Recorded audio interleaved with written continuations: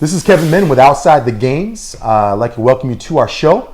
We are actually a show that does cover a lot of different student athletes from Washington, Oregon, California, nationwide, all kinds of different sports, female and male student athletes.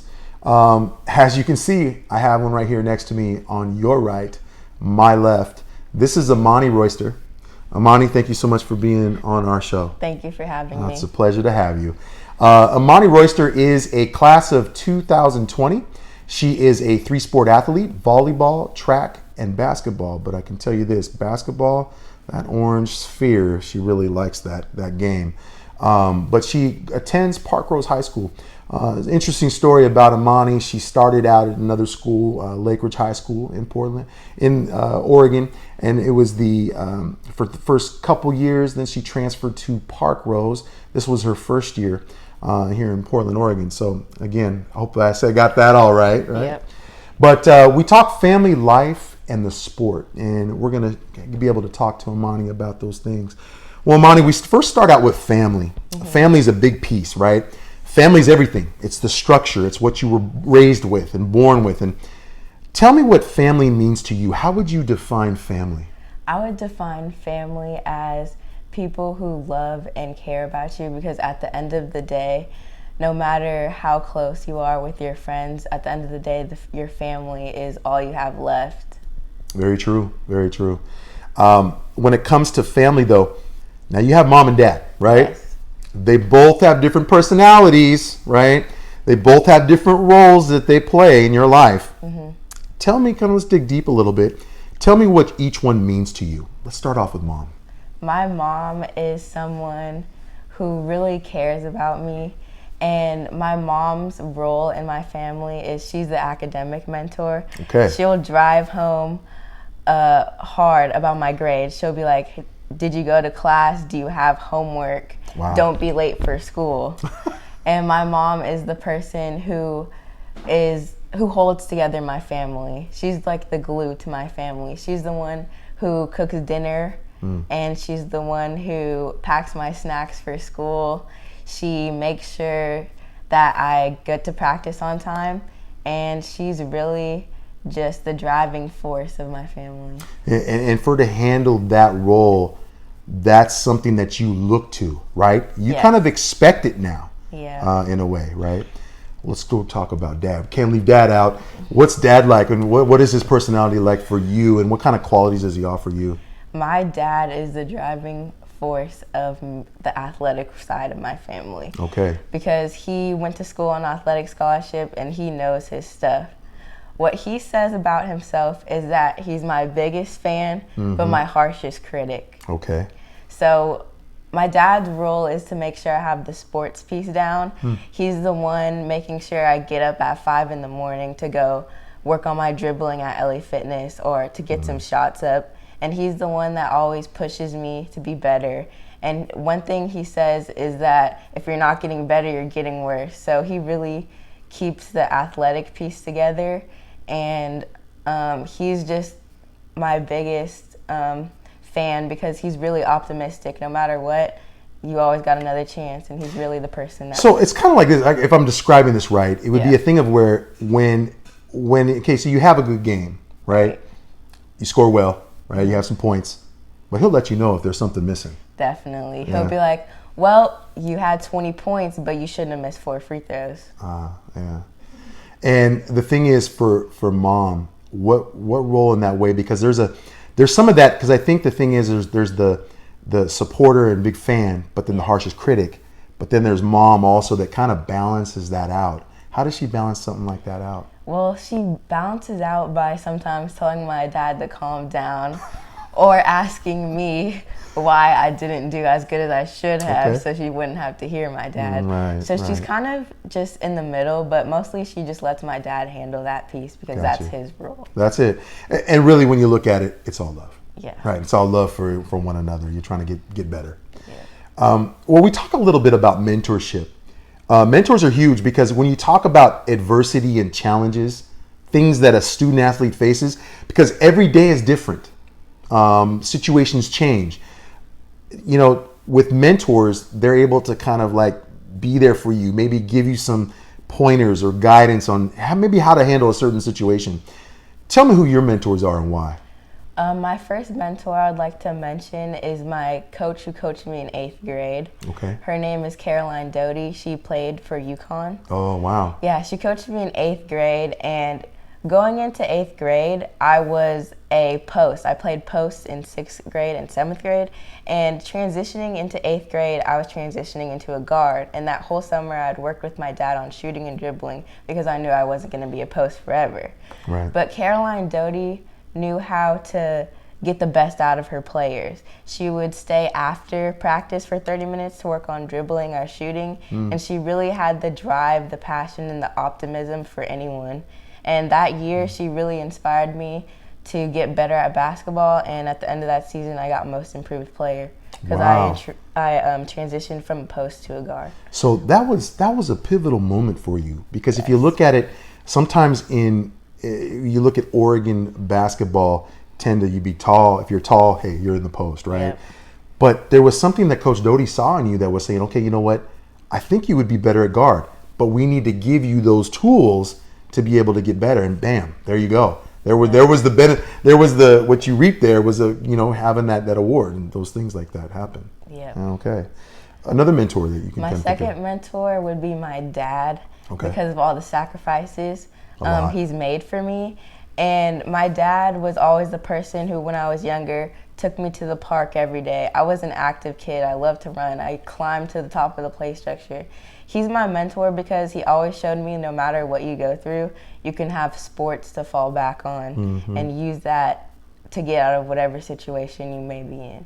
Right, competing. Yes, right? that's the biggest. That's the biggest one, because he did it. Yep. Right. So for you, do you think mentors are important? Do you think they're able to kind of help a student athlete out when it comes to facing different adversities and challenges? I think mentors are very important because they're someone you can look up to, and they could be the reason besides yourself why you're doing something. And they always are a person to drive you to be your best. I think mentors play a big role in athletics. Right, because and you look at it, what's interesting about mentors is that time can go by, but you recall that experience you had. We'll take Coach Doty is one of those that you call back in 8th grade of all ones, but it still sticks with you. That's how powerful they are, right? Yeah. Well, looking at that, we're going to go change gears now into you as a student, because we know student athlete, you can't have one without the other. Right. If you're just joining us again, this is Imani Royster. She's class of 20. She is a guard. Would I say a guard in basketball? Yes. But she does play. She does track, and she does do volleyball. So about the student piece, let's take kind of like what you are as a student. We'll look at your classroom, okay? Where does Imani sit in the classroom? So I usually try to sit in the front of the classroom. Okay. Yeah. Why? I sit in the front of the classroom to let the teacher know I'm there and ready to learn and to be engaged in whatever they're trying to teach me, and to soak up everything that they have to say. Yeah, and let's be clear here. Sometimes the subject of maybe the class can be challenging to pay attention, right? Do you think sitting in front of the class helps with that in a sense of paying attention? I think so. I definitely can say sitting in front of the math classroom has helped me concentrate better, because math is a subject that you really need to pay attention in. Right, and not everybody's strong at it. So exactly. They can struggle with it.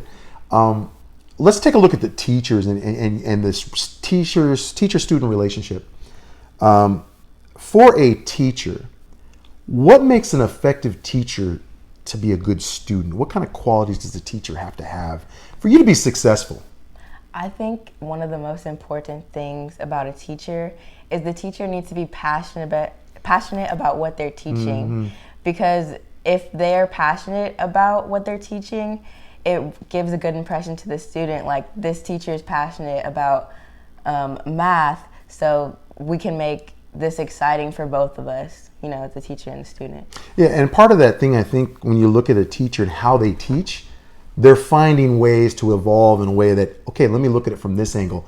maybe I can make it fun in this way. Yeah. Does that help a lot? Yeah, I think now when technology is evolving, the teachers are doing a good job of giving a lecture for 20 minutes and then, hey, we're going to move to the computers and do this. Okay. Let's flip that.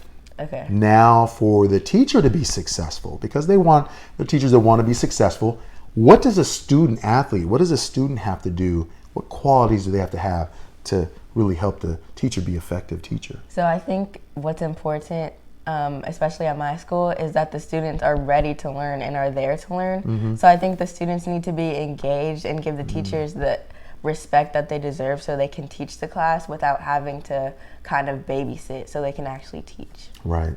Time is, they're on a time, they got time is meaningful for them during the class period. Now, student athlete challenges. You can kind of maybe think of, when I mention that word, I'm sure some things kind of pop into your head. Yeah. Let's go back down memory lane of Lake Ridge. When you go from middle school now into high school, man, eyes get wide open. It's like big hallways, and now man, where's that one class, that chemistry class or whatever class it is?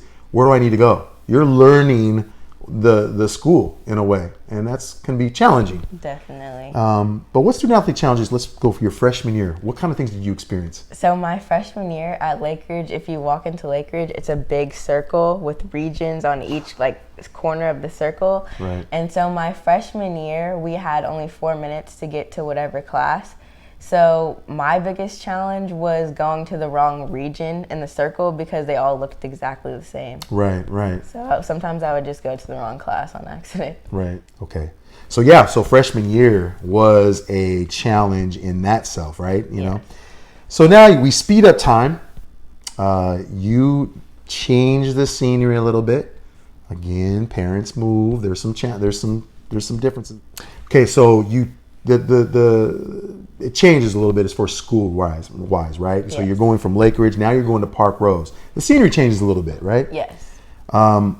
Take me through what that time frame was when now you're a junior. How do the student athlete challenges change? And especially when it comes to you having 3 sports and being a student. So going through high school, the biggest and most important aspect of being a student athlete is time management, because you can slack, but you have to remember you're going to school, then practice, and then you have homework. So the most important thing about going throughout your day is making time for what's most important. Very true. Yeah, and I think the thing is, you mentioned time management. There is another thing that follows time management. If you're not on time management, if you don't have that down, there's a thing called procrastination that follows right after it. Yeah. Tell me how those two work. So basically, if you don't have good time management or you wait to do things until the last minute, it kind of drags you, because doing an assignment and staying up late to do it is really going to bite you the next day, because you have to go to school and then the same practice over and over. So it's really good to just manage your time effectively. How is Imani Royster when it comes to tests? Are you a good test taker? I think I'm a pretty good test taker. Okay. It depends kind of on the subject, but overall, if it's a history test, I got it in the bag. So in a way of time management, that fits right in, is that you have to really plan very well. When say for example, the teacher says, hey, we're going to have a quiz or a test later in the week or somewhere, you're planning that, right? Mm-hmm. What kind of things do you use to plan and help you? So for a history test, we have this incentive for studying. Okay. So we have a list of vocabulary words and we make a Quizlet. I study all my vocab words on Quizlet on my phone, and for making a Quizlet, I get 10% extra credit on the test. Hey, extra credit is good. Yeah. It comes in handy when you need it. Oh, that's true.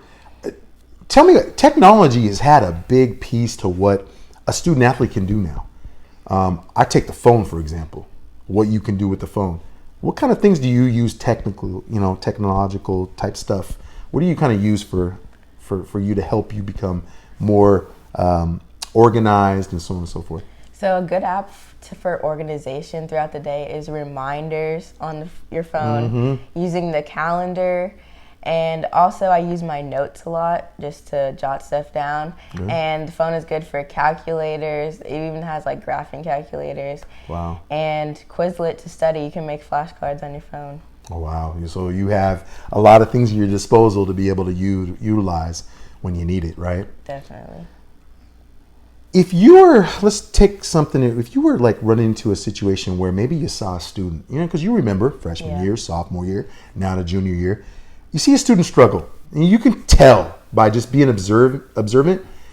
If you saw a student struggle with something, what kind of things would you mention to that student to kind of help and encourage them?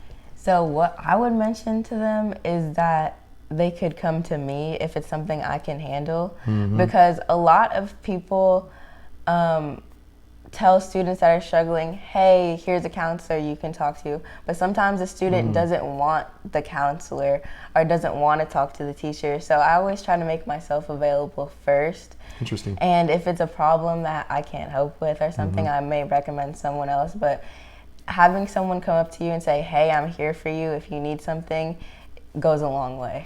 Could you say that you're feeling that way about this is something on how maybe when you were a freshman, did somebody do that for you?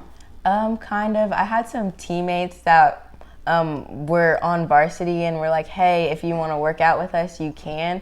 So if someone welcomes you or invites you to something, it makes you feel better and more comfortable. And there's something about, a student, a younger person going to an adult. Yeah. That's intimidating sometimes, right?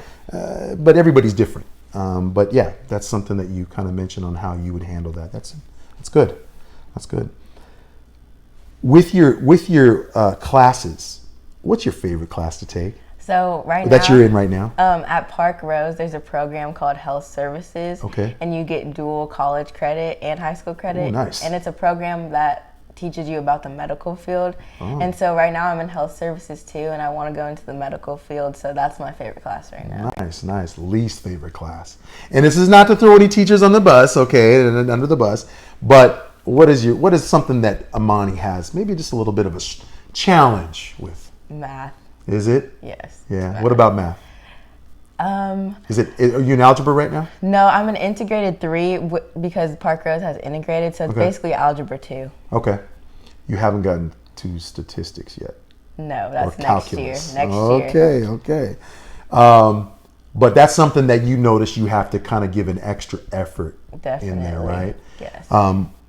With a class like that, what kind of things do you do to try to take care in that kind of class and help yourself? So to help myself in a math class, if I don't really get the lesson as fast as the other kids, sometimes I'll stay after and talk to my teacher after school, because it shows a lot when you come after class to get help, and it shows you really care about your learning and your grade. Very true. Very true. Because it's on your mind. You're thinking about it, right? Yeah. I'm going to take care of this. With your classes and your class load, how does Imani Royster handle playing 3 sports and the class loads you have? How do you go about doing that? That seems a lot. It kind of is a lot. Some people my age are worried about, having the social aspect of your life, of your teenage years. And the social aspect is very important. But me, I make my friends through basketball, through sports. So to me, if you have a teammate that's also your friend that wants to get better as much as you do, that's all you need. Because it is really hard to balance school, sports, and social life, especially when you're trying to get to the next level. So if you have friends that are on the same page as you, that's all you need. So a lot of it, that's your prerequisite in a way of if I'm going to be in a situation where you're going to be my friend or I'm going to be somebody that I'm associating with, you kind of have to fall in line with what goals I have and kind of support those goals, right? Yeah. That brings me into social media. You said social, so I got to stick with that. How does a student athlete handle social media? Because you have a lot of platforms: Twitter, Instagram, Snapchat.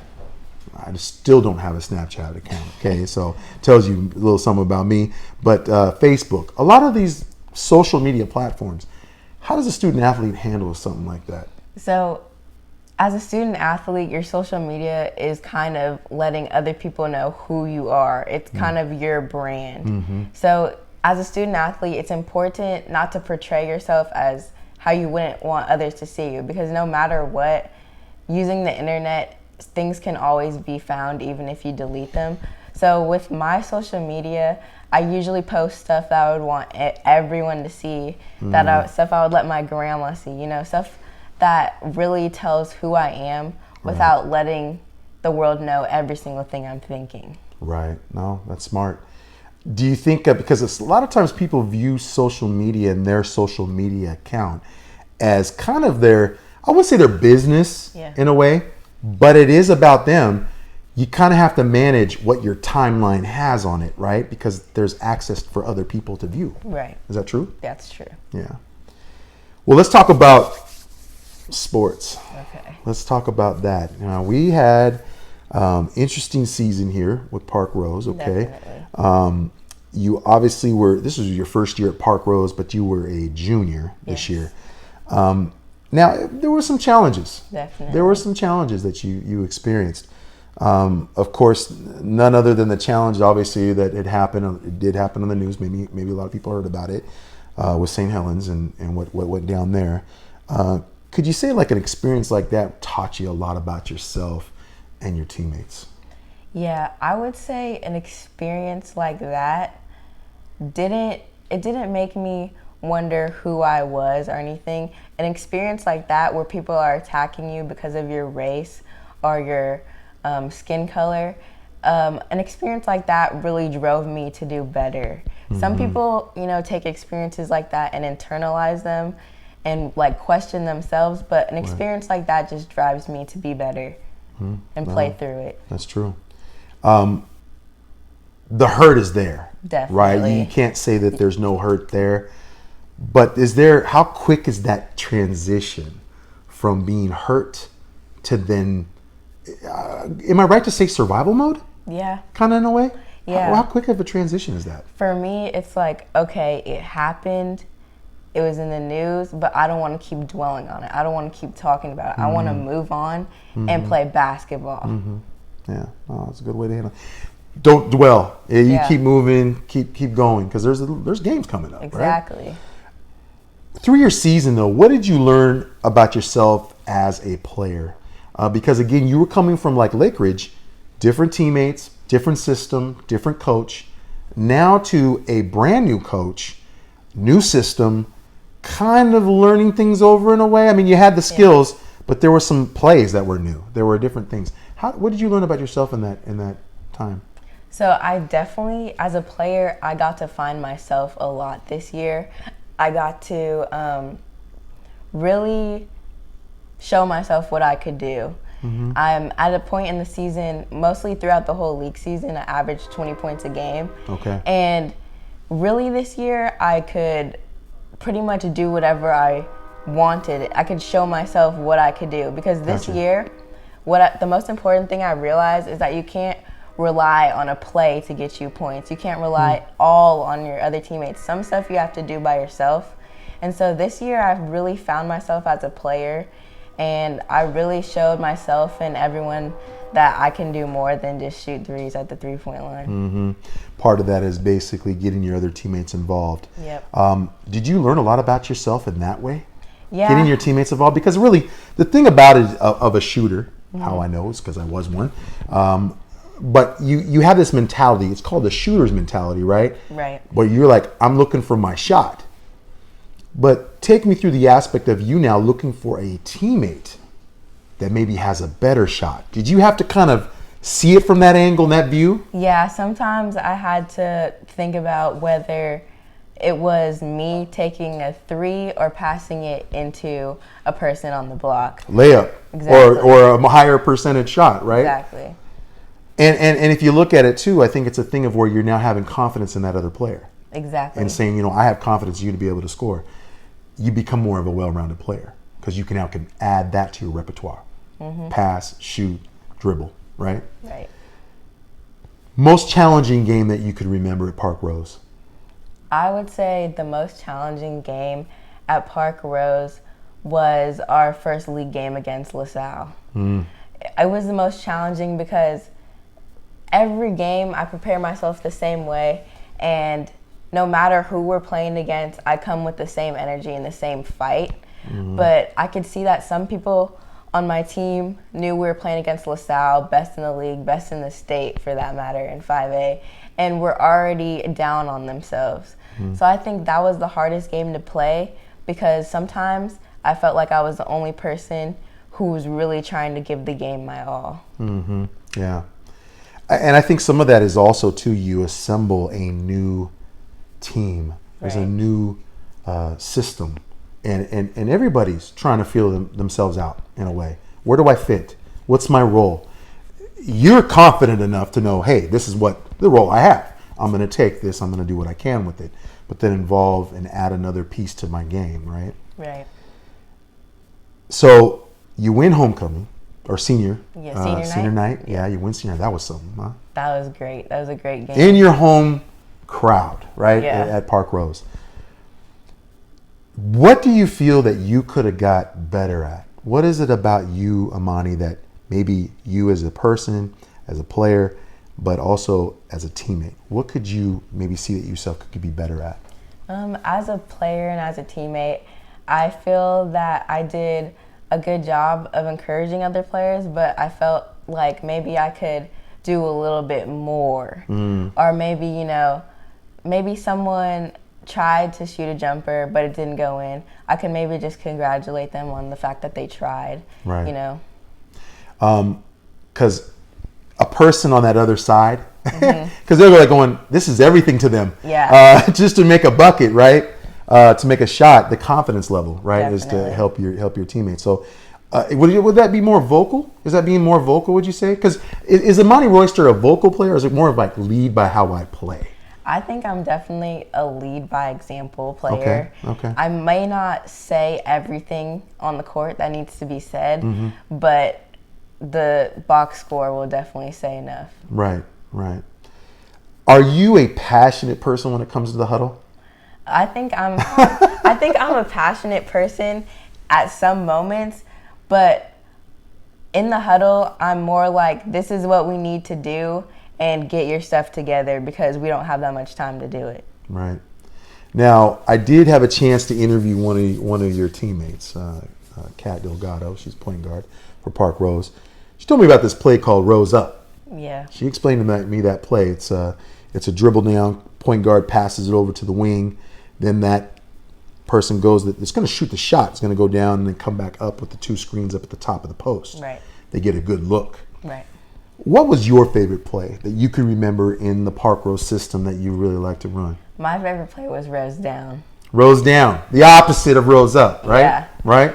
Explain to me that play. We don't have a board to kind of play with, but kind of take us through what that play is about. So Rose Down was me with the ball at the top of the key at the point. Okay. And all the post players were on the block and the wings were in Low the block. far corner. Okay. So it was basically isolation one-on-one. Okay. And so if I didn't have a clear line to the basket and if I couldn't break down my defender by dribbling, then the 5 would come and set me a screen and I would go off the screen. Right or left to tell the screen, right? Yeah. And I would go off the screen to either shoot the jumper or get to the basket. Okay.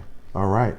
Many times did you see that open up and did you like the play and you could utilize it really well? Yeah, it was a good play in crucial situations because my coach and my team trusted me with the ball at those times. So it was really a play where I could have a lot of options out of. Okay. Take me through what you look for in a defender. Maybe a defender that's guarding you. What kind of things do you look about them when they're in a defensive stance position? What do you as an offensive-minded player look in weakness for them? So first of all, I look at who's guarding me. Okay. Because sometimes, if they're playing me, if they're playing man, I look at who's guarding me, how big they are. Right. Because if it's a big girl, I will blow right by them. But if it's someone my size, I'll also just body them and get to the basket. Yeah. So really, it just depends on how they run out at me. If they're closing out and they're big, I'll maybe pump fake and get to the basket. But if they're small, a guard, and I know they're probably not going to block my shot, I might just shoot the jumper. Yeah, there's that thing called triple threat, right? Whenever you're a guard or anything like that, it's getting yourself to blow by them and have them in a defensive weakness position where they're not defensively sound. And one thing there's this thing about it, is an offensive player, when you look at the defensive player, as soon as they lunge, you go the opposite way, they're broken, right? Because all the momentum goes the other way, right? So do you look for things like that in ways of where you can set your dribble up to get them to commit and then go the other way? Yeah. I'll look at which side they're playing with me because a lot of times they'll try to force me left. So I'll go left but cross over back to my right. Okay. Right. With these sports, and so Parkrose obviously did not get too far. I mean, and where you won some games, but you learned a lot about yourself. It was a new system and everything. But the new year is next year, definitely. And you've already turned the page, right? Right. To concentrate on that. Currently, right now, you're in AAU, doing AAU basketball. You're practicing, learning, doing some drills as well. What is it about AAU that gets you excited? AAU gets me excited because it's really like about getting better and improving on your game with other people who have the same goal as you. Yeah, very much so. What about these other sports you play? Track, volleyball. Where do they fit? Obviously, basketball is your numero uno. Yeah. But what is it about volleyball and track? How are they different, and how do they kind of have some comparison? But what do they do for you as a basketball player? So I would say volleyball, it's kind of an easier sport. I would say volleyball works different muscles. It's more about lateral quickness and short space. And I feel like getting low in a volleyball stance is a lot like playing defense in basketball. And right now, with me playing all these sports, it's just making me a better whole athlete. In track, I throw javelin. Wow. And I also throw discus. Okay, so to me, the ball, we'll just take a play. Yeah. They inbound it to you, last second shot, you need to get the ball down there fast enough to another player. Right. That ball's going to make it. Yeah. Because you obviously have that practice of throwing those things, the javelin and the shot put, right? The discus. The discus, excuse me. Yes. So what for you on those sports, is it a thing of where you have to kind of teach your body to do different things? Is that sometimes difficult for a student athlete? Yeah, I think it's sometimes difficult because in each sport, you're using your hands and your feet in different ways. Like in volleyball, I'm a setter, so I use my hands to set. I was going to ask you what position. But sometimes I carry basketball over to volleyball and try to shoot the ball instead of setting it. So it just, because it's a sphere, right? Exactly. It's like, okay, wait, what am I holding? Is it a volleyball or basketball? Okay, I'm in basketball mode, right? No, that's true. Have you ever set a basketball? Just kidding. I tried. Yeah. For track, is there some things when you talk about the different muscles, what are some things that transcend into the basketball side when you look at javelin and discus? So I think because some people have really emphasized track for, some people that play other sports. Track is an important sport. Track is really important because it's all on you. I think in javelin, what's important is your approach. And I could relate the approach, your quick 7 steps, and you cross your feet over. I could relate that to the quickness used to get to the basket. It's all quick motions that correlate to each other in one way or another. So I have to ask, you have some PRs. Yeah. In javelin and in discus, right? Right. So last year, was my first year throwing javelin. I only threw javelin in 3 meets, but my AAU schedule interfered with track so much that I had to choose AAU.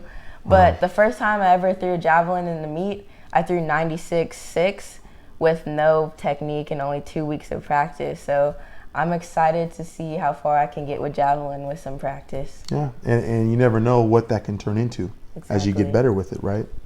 Right. Let's go back to Parkrose for next year, and you're thinking ahead. What are some things you need to change about your game to get better for that senior year? This is a very pivotal year for you because you're going to be your last year in high school. So I know next year we're going to have a very young team. Mm-hmm. So me as a player, I need to be vocal. I need to be a big leader. And as far as the basketball court, I need to be a strong dribbler, ball handler, a very strong dribbler. I basically need to be an all-around player. I need to be someone who can shoot, someone who can defend well, and someone to get the ball to my teammates when they're open. Yeah, no, that's a big thing, and I think the thing is too, you're going to be utilizing some things in your body that you probably weren't aware of, because you're going to be conditioning yourself a little bit different. This is your last year, so you have to do that. Well, we saw that Benson won the state title against Southridge. They're a very tall team. We were outside the games, was actually there at that game. What is about that, just to kind of share your thoughts about that state championship game, what is your thoughts about that game? What made Benson so good? I think Benson had the heart, and they really wanted it. I think they came out to that state championship with all that they had. Because they got beat by Southridge the last year. Yeah. Taken out. And right? I think they kind of went into that game with a chip on their shoulder that we lost last year, but this year it's ours. And I think they played really good defense and gave it their all. Yeah, I can remember there was a game that they had against Jesuit that actually was pivotal. They could have lost it. They were down by 2 or 4 for quite some time, and then they kind of turned the switch. But obviously the players make it. But there's something about talent as players, right? But they all have to figure out what their roles are. Definitely. Is that something that you've kind of also learned about yourself? Like, what role is Imani Royster going to play, your senior year? Is that something you think about? Yeah, I know my senior year I'll definitely have a leadership role, and I know I'll be vocal leadership role. Right, yeah. And I know I'm going to be the center of the program, and I just need teammates who want to work hard and want the same goal as me. And the thing is, you mentioned earlier about leading by example. They're going to follow your example and your lead, so that's going to be very pivotal too. Definitely. We have Imani Royster with us, class of 20. She is a guard and plays basketball, of course. She does have other sports, track and volleyball, but basketball is her love. But we do thank you very much for being on our show at Outside the Games. Thank you. It was a pleasure to get to know you and your family. But this is not it. We have this thing called the Quick Blitz. We're going to get to know Imani Royster a little bit more. Okay? All right? We'll start out with favorite food. What you got for me? Fettuccine Alfredo. Really? Yes. Okay. Fettuccine Alfredo, does it have meat? Well, chicken fettuccine. Oh, you do the chicken. Yeah. What is it about some places that serve it with chicken that's small pieces? That's annoying. I would have to agree with you on that. Favorite dessert? I heard dessert is cheesecake. Oh my goodness gracious. Ooh, or Tres Leches cake. Okay, so which one is it though? Tres Leches. Tres Leches cake? Okay, yeah. But the next one is coming. Okay, Cheesecake. If I can't get Tres Leches cake, I'm going to cheesecake route, right? Okay. We get a lot of student athletes that love cheesecake. A lot of football players love cheesecake for whatever reason. They just do. But Tres Leches cake, what is it about it? Remember the first time you had Tres Leches cake? Probably when I was younger because I'm half Mexican. So I just kind of grew up with the culture of Tres Leches. There we go. Okay. Favorite shoe to wear? I would say... Not sport, but just during the day. We're going to get there. I like Jordans. You do? Yeah. Favorite one? Jordan 11. Oh, okay. All right. Yeah. Favorite shoe to wear on the court? You know I was going to go there. Yeah. Paul George's. Paul George's are really comfortable for my feet because I have a high arch. Okay, help me out. What's Paul George? Is that Nikes? Yeah, Paul George Nike. Right. I have the Paul George ones. I have them in gray. I have them in black and teal. Oh, wow. And I also have the Paul George 2.5s PlayStation edition that light up. No way. Way. I got to see those. I'll show you. Okay, you got to show me those. But is there something about that shoe is very comfortable for you? Your arch, you said. Yeah, it's really comfortable. It's a comfortable shoe. I've never had a problem wearing it. I had a problem with the LeBrons because there's no support for arc at all, so they Interesting. really hurt. I heard they're heavy too. And the bottoms are heavy. Yeah. Okay. Apple or Android, and why? Apple, because if you ever go on Snapchat and look at someone using an Android, Wait a second, you broke it down like that off of Snapchat? Yes. Okay, wow. Okay, keep going. Someone on Snapchat using an Android is just so bad. It's just can't deal with you. pixelated. Right? You said I can't deal with you. And the emojis look weird. Yeah, I'm swiping over. I can't deal with Exactly. you, right? Well, have you ever had an Android phone? Yeah, in 6th grade. Got rid of that quick. Exactly. I use my iPad more just because I didn't want to go on the Android. Wow, okay. That happens. Favorite musical artist right now? My favorite musical artist right now would probably have to be someone like SZA. Okay. Is there a track you can think of? She had a song that was like very vocal. It was like all over the radio. Yeah. It was called The Weekend. Okay. All right. For you, I'll go get serious on one note here. If you were running late somewhere, Imani, and you had to let somebody know I'm running late, would you call or text, and why? I would call. Yeah. Because I feel like a text get overlooked a lot, or they don't get noticed. Like a call, you know, when someone's calling you, your phone rings, and I think it's more personal if you call the person instead of just text them. Yeah, true.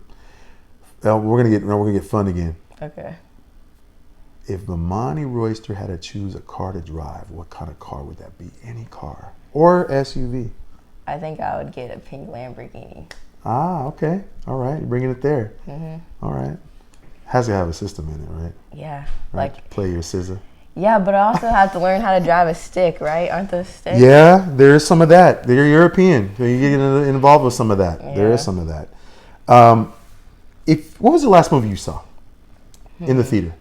The theater. The last movie I saw was the new Spider-Man movie. Oh, okay. Well, now that was a kind of It was like comic book kind yeah, of feel cartoon, to it. Yeah.